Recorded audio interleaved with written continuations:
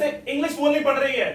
He's having to speak English. आप बताओगे तुम्हें उसके साथ डांस करना पड़ रहा है। You're having to dance with him. Very good. आप बताओगे क्या तुम्हें उसके साथ बात करनी पड़ रही है। Are you having to talk to him? Very good. आप बताओगे क्या तुम्हें अपने माता पिता की आज्ञा माननी पड़ रही है। Are you having to obey your parents? अरे well done. Hello friends, my name is Jordan and I am an English trainer. So आज मैं आपको हैविंग टू पढ़ाने आया हूं जिसकी पहचान है ना पढ़ रहा है। ठीक है, सो कोई भी काम आपको अगर मजबूरी में करना पड़ रहा है तो उसे हैविंग टू के माध्यम से दिखाया जाता है। देखो यहाँ पे लिखा भी हुआ है हैविंग टू, क्लियर है। इसकी पहचान क्या है, ना पढ़ रहा है। अब ये ना क्या है ये आपको कंफ्यूज कर रहा होगा। ठीक है, वर्ब में ना जोड़ देना तभी आपको समझ में आ जाएगा। जैसे कि मुझे खाना बनाना पड़ रहा है, मुझे वहां जाना पड़ रहा है, उसे यहां आना पड़ रहा है। ठीक है, मुझे काम करना पड़ रहा है। जैसे कि अभी की बात हो रही है, प्रेजेंट की बात हो रही है और उसी वक्त मेरा मन नहीं है काम करने का या फिर मुझे पढ़ाने का मन नहीं है, फिर भी मुझे पढ़ाना पड़ रहा है। ठीक है, तो क्या बोलोगे आप, मुझे पढ़ाना पड़ रहा है। तो इन सारे सेंटेंसेस को बनाने के लिए हैविंग टू का यूज किया जाता है। चलिए कुछ सेंटेंसेस बना लेते हैं ताकि आपको समझ में आ जाए कि हैविंग टू का यूज कहां पर किया जाता है। आ जाइए। पॉजिटिव सेंटेंसेस बनाने के लिए निम्न स्ट्रक्चर का प्रयोग किया जाता है। ठीक है, ये देखो स्ट्रक्चर भी लिखा हुआ है, सब्जेक्ट प्लस इज या फिर एम या फिर आर, फिर प्लस हैविंग टू, फिर प्लस वर्ब के फर्स्ट फॉर्म का यूज करना है, फिर plus object then full stop. ठीक है, सो ये ध्यान रखना, हैविंग टू से पहले हेल्पिंग वर्ब क्या आएगा, या तो इज या फिर एम या फिर आर। अब ये समझते हैं कि इज कहां पर यूज होता है, एम कहां पर यूज होता है और आर कहां पर यूज होता है। आइए, ये देखो सिंगुलर सब्जेक्ट्स। ठीक है, सिंगुलर सब्जेक्ट्स के साथ क्या यूज होता है, इज यूज होता है। ठीक है, तो वो बता देता हूं सिंगुलर सब्जेक्ट्स है क्या क्या। देखो he, she, it, name, mother, father, brother, boy, girl, friend, everyone, everybody, somebody, someone, nobody, no one, parent, person, water. Water क्या है, अनकाउंटेबल नाउन है तो इसे सिंगुलर सब्जेक्ट में कंसीडर किया जाएगा। ऑयल, देन गवर्नमेंट, जितने भी सब्जेक्ट्स ग्रुप को दिखाते हैं उन सारे सब्जेक्ट्स को आपको किस में कंसीडर करना है, सिंगुलर सब्जेक्ट्स में। जैसे कि ग्रुप हो गया, क्लास, फैमिली, आर्मी, चाइल्ड। ठीक है, तो ये सारे सिंगुलर सब्जेक्ट हैं। ठीक है, तो इन सारे सब्जेक्ट्स के साथ क्या यूज होता है, इज। ये देखो लिखा भी हुआ है इज, क्लियर है। अब ये याद रखना, इन सिंगुलर सब्जेक्ट्स के साथ क्या यूज होता है, इज। इन सारे सब्जेक्ट्स को यूज करके अगर आप पॉजिटिव सेंटेंस बनाते हो तो इज आएगा, फिर प्लस हैविंग टू, फिर प्लस वर्ब के फर्स्ट फॉर्म का यूज किया जाएगा। ठीक है, उसके बाद अगर इन सारे सब्जेक्ट को यूज करके अगर आप नेगेटिव सेंटेंस बनाते हो तो इसके बाद आपको नॉट लगाना है, फिर हैविंग टू, फिर प्लस वर्ब के फर्स्ट फॉर्म का यूज करना है। ठीक है, आज ये नेक्स्ट प्लूरल सब्जेक्ट्स पढ़ते हैं। ये देखो प्लूरल सब्जेक्ट्स क्या क्या है। प्लूरल सब्जेक्ट्स जैसे कि यू क्या है, सिंगुलर सब्जेक्ट भी है पर इसके साथ हमेशा प्लूरल हेल्पिंग वर्ब ही यूज होता है। You, we, they, friends, boys, girls, these, students, those, children, people, parents. ठीक है, तो ये क्या है, एक से ज्यादा की बात कर रहे हैं। अगर फ्रेंड हो तो इज, अगर फ्रेंड्स हो तो आर। ठीक है, अगर बॉय हो तो इज, बॉयज हो तो आर। ठीक है, तो ये देखो इन सब सारे सब्जेक्ट्स के साथ क्या हेल्पिंग वर्ब यूज होता है, आर। ये याद रखना। इन सब्जेक्ट्स को यूज करके अगर आप पॉजिटिव सेंटेंस बनाते हो तो are plus having to plus verb के फर्स्ट फॉर्म का यूज करना है। और इन्हीं सब्जेक्ट्स को यूज करके अगर आप नेगेटिव सेंटेंस बनाते हो तो आर प्लस नॉट, फिर प्लस हैविंग टू, फिर प्लस वर्ब के फर्स्ट फॉर्म का यूज करना है। तो याद रखना प्लूरल सब्जेक्ट्स के साथ क्या यूज होगा, आर। ठीक है, नेक्स्ट है आई। आई के साथ क्या यूज होता है, ये थोड़ा सा मैंने अलग लिखा हुआ है। ठीक है, आई के साथ हमेशा एम यूज होता है, ये थोड़ा ध्यान रखना है। सिंगुलर सब्जेक्ट है इसलिए मैं बता रहा हूं, इसको अलग से लिखा हुआ है। ठीक है, तो आई को यूज करके अगर आप पॉजिटिव सेंटेंस बनाते हो तो am plus having to plus verb के फर्स्ट फॉर्म का यूज होगा। अगर आई को यूज करके अगर आप नेगेटिव सेंटेंस बनाते हो तो एम प्लस नॉट, फिर plus having to plus verb के फर्स्ट फॉर्म का यूज होगा। ठीक है, सो आई गेस आपको समझ में आ चुका होगा सिंगुलर सब्जेक्ट के साथ क्या यूज होता है, इज। प्लूरल सब्जेक्ट के साथ क्या यूज होता है, आर। और आई के साथ क्या यूज होता है, एम। याद रखना। ठीक है, चलिए आज ही अब हम सेंटेंसेस की प्रैक्टिस कर लेते हैं। ये देखो पहला सेंटेंस दिया हुआ है हमें, उसे लंच बनाना पड़ रहा है। तो लास्ट में साउंड क्या आ रहा है, ना पड़ रहा है। उसकी मजबूरी है, उसका मन नहीं है, उसका कोई इंटरेस्ट नहीं है। ठीक है ना, तो उसकी मजबूरी है, उसे बनाना पड़ रहा है, उसके पास कोई और ऑप्शन भी नहीं है। ठीक है, तो उसे लंच बनाना पड़ रहा है। ठीक है, तो आज ये इसका ट्रांसलेशन करते हैं। He is having to cook lunch. Clear हो गया, यानी कि ना पड़ रहा है की वजह से क्या आ जाएगा, इज या फिर एम या फिर आर, फिर प्लस हैविंग टू। है की वजह से इज या फिर एम या फिर आर, फिर ना पढ़ रहा है की वजह से हैविंग टू। समझ में आ गया।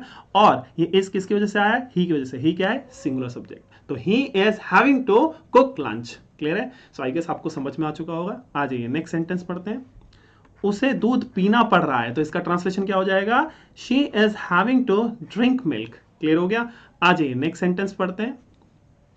दिव्यांश को पिज्जा खाना पड़ रहा है। ठीक है, दिव्यांश को पिज्जा खाना पड़ रहा है, तो इसका ट्रांसलेशन क्या हो जाएगा? Divyansh is having to eat pizza. ठीक है, उसके पास कोई और दूसरा ऑप्शन नहीं है, उसे पिज्जा खाना पड़ रहा है। ठीक है, आ जाइए नेक्स्ट सेंटेंस पढ़ते हैं। मुझे उनके साथ बैठना पड़ रहा है, मुझे उनके साथ बैठना पड़ रहा है, मेरा मन नहीं है, इंटरेस्ट नहीं है, मजबूरी है, मुझे उनके साथ बैठना पड़ रहा है। आज इसका ट्रांसलेशन करते हैं। I am having to sit with them. ठीक है, I am having to sit with them. Clear है? आज नेक्स्ट सेंटेंस पढ़ते हैं। उन्हें तुम्हारे साथ रहना पड़ रहा है, उनका मन नहीं है तुम्हारे साथ रहने का। ठीक है, यानी कि मजबूरी में उन्हें तुम्हारे साथ रहना पड़ रहा है। चलिए इसका ट्रांसलेशन कर लेते हैं। They are having to stay with you. They are having to stay with you. Clear है? आज नेक्स्ट सेंटेंस पढ़ते हैं। उसके पिताजी को उसके साथ नाचना पड़ रहा है, यानी कि उसके पिताजी का मन नहीं है उसके साथ डांस करने का, या फिर इंटरेस्ट नहीं है उसके साथ डांस करने का, और कोई ऑप्शन भी नहीं है, इसलिए उसके पिताजी को उसके साथ डांस करना पड़ रहा है। आज इसका ट्रांसलेशन कर लेते हैं। His father is having to dance with her. Clear हो गया। आज नेक्स्ट सेंटेंस पढ़ते हैं। उसे वहां पर काम करना पड़ रहा है, तो इसका ट्रांसलेशन क्या हो जाएगा? He is having to work there. He is having to work there. Clear है? आज अब हम नेगेटिव सेंटेंसेस पढ़ लेते हैं। ये देखो, नेगेटिव सेंटेंसेस बनाने के लिए निम्न स्ट्रक्चर का प्रयोग किया जाता है। देखो स्ट्रक्चर भी लिखा हुआ है। सब्जेक्ट प्लस इज या फिर एम या फिर आर, फिर प्लस नॉट, फिर प्लस हैविंग टू, फिर प्लस वर्ब के फर्स्ट फॉर्म का यूज करना है, फिर प्लस ऑब्जेक्ट, उसके बाद आपको फुल स्टॉप लगाना है। ये याद रखना, हेल्पिंग वर्ब जरूर लगाना सब्जेक्ट के बाद। ठीक है, या तो इज या फिर एम या फिर आर। ठीक है, फिर उसके बाद नॉट लगाना है, फिर उसके बाद आपको हैविंग टू लिखना है। ठीक है, इसी सेम स्ट्रक्चर को आप दूसरे तरीके से भी लिख सकते हो। सब्जेक्ट प्लस इजंट जो कि इज नॉट का कॉन्ट्रैक्शन है, फिर एंट जो कि एम नॉट का कॉन्ट्रैक्शन है, या फिर आरंट जो कि आर नॉट का कॉन्ट्रैक्शन है। फिर आपको नॉट लिखने की जरूरत नहीं है, हैविंग टू लिखना है, फिर उसके बाद आपको वर्ब के फर्स्ट फॉर्म का यूज करना है, फिर प्लस ऑब्जेक्ट, उसके बाद आपको फुल स्टॉप लगाना है। आज ये सेंटेंसेस की प्रैक्टिस कर लेते हैं ताकि आपको समझ में आ जाए कि किस तरीके से नेगेटिव सेंटेंसेस को बनाना है। ये देखो, पहला सेंटेंस है हमारा, प्रियांश को अपनी गाड़ी धोनी नहीं पड़ रही है, तो लास्ट में साउंड क्या रहा है? नी पड़ रही है। तो नी पड़ रही की वजह से क्या आएगा दोस्तों? इज या फिर एम या फिर आर, फिर आपको हैविंग टू लिखना है। क्योंकि ये नेगेटिव सेंटेंस है तो इसलिए हेल्पिंग वर्ब जो कि इज या फिर एम या फिर आर है, उसके बाद आपको नॉट लगाना है, फिर उसके बाद हैविंग टू लिखना है। क्लियर है? आज इसका ट्रांसलेशन कर लेते हैं।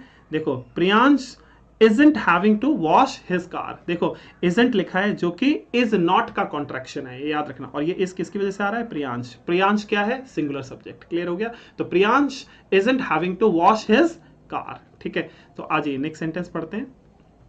मेरी पत्नी को मार्केट नहीं जाना पड़ रहा है, तो इसका ट्रांसलेशन क्या हो जाएगा? My wife isn't having to go to the market। Clear है? नेक्स्ट सेंटेंस पढ़ते हैं। उसे तुम्हारा टॉयलेट यूज नहीं करना पड़ रहा है, तो इसका ट्रांसलेशन क्या हो जाएगा? He isn't having to use your toilet. Clear है? नेक्स्ट सेंटेंस पढ़ते हैं। उसे इस किताब को नहीं पढ़ना पड़ रहा है, तो इसका ट्रांसलेशन क्या हो जाएगा? She isn't having to read this book. आज ये नेक्स्ट सेंटेंस पढ़ते हैं। उन्हें नहीं पढ़ना पड़ रहा है, तो इसका ट्रांसलेशन क्या हो जाएगा? They aren't having to study. They aren't having to study. Clear है? नेक्स्ट सेंटेंस है, मुझे झूठ नहीं बोलना पड़ रहा है, तो I ain't having to tell a lie, या फिर आप बोल सकते हो I am not having to tell a lie. दोनों ही सेंटेंसेस का मीनिंग सेम है। या तो बोलोगे I ain't having to tell a lie, या फिर आप बोल सकते हो I am not having to tell a lie. Clear है दोस्तों? आइए अब हम इंटरोगेटिव सेंटेंसेस की प्रैक्टिस कर लेते हैं। ये देखो, इंटरोगेटिव सेंटेंसेस बनाने के लिए निम्न स्ट्रक्चर का प्रयोग किया जाता है। स्ट्रक्चर देख लेते हैं। ये देखो, इज या फिर एम या फिर are plus subject plus having to, फिर प्लस वर्ब के फर्स्ट फॉर्म का यूज करना है, फिर प्लस ऑब्जेक्ट, फिर आपको क्वेश्चन मार्क लगाना है। देखो ये याद रखना है, सब्जेक्ट से पहले आपको हेल्पिंग वर्ब लगाना है। ठीक है, ये किस तरीके के इंटरोगेटिव सेंटेंसेस हैं? जैसे कि क्या उसे आपके साथ पढ़ना पड़ रहा है, तो यानी कि येस या नो में आंसर आएगा। ठीक है, चलिए आज ये कुछ सेंटेंसेस की प्रैक्टिस कर लेते हैं ताकि आपको समझ में आ जाए कि किस तरीके से इंटरोगेटिव सेंटेंसेस को बनाना है। ये देखो, पहला सेंटेंस है हमारा, क्या उसे चाय पीना पड़ रहा है, क्या उसे चाय पीना पड़ रहा है, ठीक है। तो इसका ट्रांसलेशन क्या हो जाएगा, is he having to take tea, यानी कि ना पढ़ रहा है की वजह से क्या आ जाएगा, इज या फिर एम या फिर आर प्लस हैविंग टू। क्योंकि ये इंटरोगेटिव सेंटेंस है तो इज या फिर एम या फिर आर कहाँ आ जाएगा, सब्जेक्ट से पहले। ये देखो लिखा भी हुआ है, ठीक है, यानी कि सब्जेक्ट से पहले। और ये जो इज किस पर डिपेंड करता है, सब्जेक्ट। सब्जेक्ट क्या है, सिंगुलर है, इसलिए इज आ रहा है। आप ऐसे भी समझ सकते हो इसको। ये देखो पहले इज आएगा, ये देखो लिख दिया मैंने, उसके बाद सब्जेक्ट आएगा, ठीक है, तो सब्जेक्ट लिख दिया, ये देखो सब्जेक्ट, ठीक है। उसके बाद क्या आएगा, हैविंग टू, ठीक है। फिर आपको ना पढ़ रहा है की वजह से क्या आ जाएगा, हैविंग टू, ठीक है। उसके बाद वर्ब लिखना है, यानी कि वर्ब क्या है, पीना, तो क्या हो जाएगा, टेक। अब ऑब्जेक्ट क्या है, चाय, तो चाय आ गया। क्लियर हो गया। आ जाइए अब नेक्स्ट सेंटेंस पढ़ते हैं। क्या उसे अपने कपड़े धोने पड़ रहे हैं, क्या उसे अपने कपड़े धोने पड़ रहे हैं, तो इसका ट्रांसलेशन क्या हो जाएगा, is she having to wash her clothes, is she having to wash her clothes, ठीक है। आ जाइए नेक्स्ट सेंटेंस। क्या तुम्हें अपने दोस्त की मदद करनी पड़ रही है, क्या तुम्हें अपने दोस्त की मदद करनी पड़ रही है। चलिए इसका ट्रांसलेशन क्या हो जाएगा, are you having to help your friend, are you having to help your friend, are you having to help your friend, ठीक है। चलिए नेक्स्ट सेंटेंस पढ़ते हैं। क्या तुम्हारे दोस्त को लंदन जाना पड़ रहा है, यानी कि क्या तुम्हारे दोस्त को लंदन जाना पड़ रहा है, तो इसका ट्रांसलेशन क्या हो जाएगा, is your friend having to go to London, is your friend having to go to London. Clear है। आ जाइए नेक्स्ट सेंटेंस पढ़ते हैं। क्या पूरब को अन्वेषा से मिलना पड़ रहा है, तो क्या पूरब को अन्वेषा से मिलना पड़ रहा है, तो इसका ट्रांसलेशन क्या हो जाएगा, is Purab having to meet Anvesha, is Purab having to meet Anvesha, ठीक है। तो आई गेस आपको समझ में आ चुका होगा किस तरीके से इंटरोगेटिव सेंटेंसेस को बनाना है, ठीक है। आज ये नेगेटिव इंटरोगेटिव सेंटेंसेस की प्रैक्टिस कर लेते हैं अब। ये देखो नेगेटिव इंटरोगेटिव सेंटेंसेस बनाने के लिए निम्न स्ट्रक्चर का प्रयोग किया जाता है। देखो स्ट्रक्चर भी लिखा हुआ है, इज या फिर एम या फिर आर फिर प्लस सब्जेक्ट, उसके बाद नॉट लगाना है, यानी सब्जेक्ट के बाद नॉट लगाना है, फिर प्लस हैविंग टू, फिर प्लस वर्ब के फर्स्ट फॉर्म का यूज करना है, फिर प्लस ऑब्जेक्ट। ये देखो क्वेश्चन मार्क दिया हुआ है। इसी सेम स्ट्रक्चर को आप दूसरे तरीके से भी लिख सकते हो। ये देखो isn't जो कि is not का कॉन्ट्रैक्शन है, फिर ain't जो कि am not का कॉन्ट्रैक्शन है, फिर aren't जो कि are not का कॉन्ट्रैक्शन है, ठीक है। उसके बाद सब्जेक्ट, फिर having to, फिर प्लस वर्ब के फर्स्ट फॉर्म का यूज करना है, फिर प्लस ऑब्जेक्ट। ये देखो क्वेश्चन मार्क, ठीक है। आप ऐसे भी लिख सकते हो, ठीक है। चलिए कुछ सेंटेंसेस की प्रैक्टिस कर लेते हैं ताकि आपको समझ में आ जाए कि किस तरीके से नेगेटिव इंटरोगेटिव सेंटेंसेस को बनाया जाता है। ये देखो पहला सेंटेंस है हमारा, क्या उसे अपना बर्थडे नहीं मनाना पड़ रहा है, तो लास्ट में साउंड क्या आ रहा है, ना पड़ रहा है, तो ना पड़ रहा है की वजह से क्या आ जाएगा, इज या फिर एम या फिर आर फिर प्लस हैविंग टू। क्योंकि ये नेगेटिव इंटरोगेटिव सेंटेंस है तो इसलिए isn't या फिर ain't या फिर aren't सब्जेक्ट से पहले यूज होगा, ठीक है। तो इधर देखो क्या की वजह से क्या यूज हो रहा है, isn't, और ये किस पर डिपेंड करता है, सब्जेक्ट। सब्जेक्ट क्या है, सिंगुलर, तो ही की वजह से is आया है, तो ये ध्यान रखना। तो isn't he having to celebrate his birthday, आप ऐसे भी समझ सकते हो। ये देखो क्या और नहीं की वजह से isn't, ये देखो लिखा हुआ है, ये मैंने लिख दिया है। उसके बाद सब्जेक्ट लिखना है, ये देखो सब्जेक्ट, सो सब्जेक्ट क्या है हिंदी में, उसे, तो उस लिख दिया मैंने ही। उसके बाद क्या लिखा हुआ है, हैविंग टू, ठीक है, तो आपको फिर हैविंग टू लिखना है। उसके बाद क्या लिखा हुआ है, वर्ब, वर्ब क्या है यहाँ पे, देखो यहाँ पे बर्थडे मनाना, मनाने को क्या बोलते हैं, सेलिब्रेट, ये देखो सेलिब्रेट लिखा हुआ है।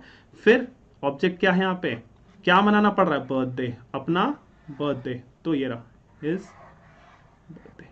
क्लियर हो गया होगा आपको दोस्तों, ठीक है। आ जाइए नेक्स्ट सेंटेंस पढ़ते हैं। क्या हमें यहाँ नहीं आना पड़ रहा है, तो इसका ट्रांसलेशन क्या हो जाएगा, aren't we having to come here, aren't we having to come here।